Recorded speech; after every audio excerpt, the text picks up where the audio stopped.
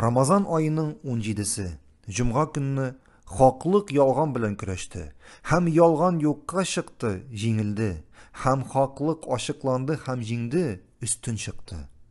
Bu buyuk Badr sug'ushi edi. 2-hijriy yilning 8-Ramazan kunida boshlandi. Müslümanlar Şamdan qaytib kelishi Qurayshlarning qaravanin yovlab alu niyati bilan turkum bilan chiqdilar. Ham bu Şamdan kelishi qaravan boshlig'ida Abu Sufyan edi. Ham ul alarning chig'uvi turunda bilib, Qurayshlar mol-mulkatlarini saqlasinlar uchun alarga xabar jiberdi.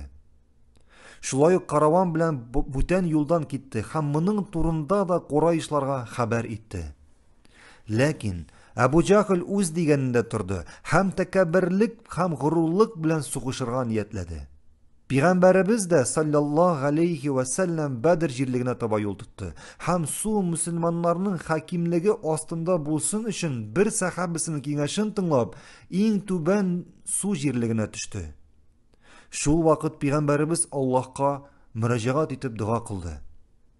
Ya Rabbim, İslam ahillerin şuşu g'ibadat qilmovchi uyirdan qutqar. İki türküm uchrashdi. Ham alar arasında sug'ush boshlandi. Musulmonlar az bulurlarına qaramasdan ulu jingu bilan jingdi. 70 mushrik o'tirildi, ham 70'i asirlikka olindi. Alarning ko'bisi Qurayshlarning boshliqlari edi. Ham şuşu jingu musulmonlarning kuch-quvvati ortuuna ketirdi. Ham alarning obro'lari g'arablar arasında ko'tarilib, mushriklarning darajasi tushdi. Shunga ko'ra Badr kuni islom tarixida ahamiyatli kun bo'ldi. وَمَا جَعَلَهُ اللَّهُ إِلَّا بُشْرَى لَكُمْ وَلِتَطْمَئِنَّ قُلُوبُكُمْ بِهِ وَمَا النَّصْرُ إِلَّا مِنْ عِندِ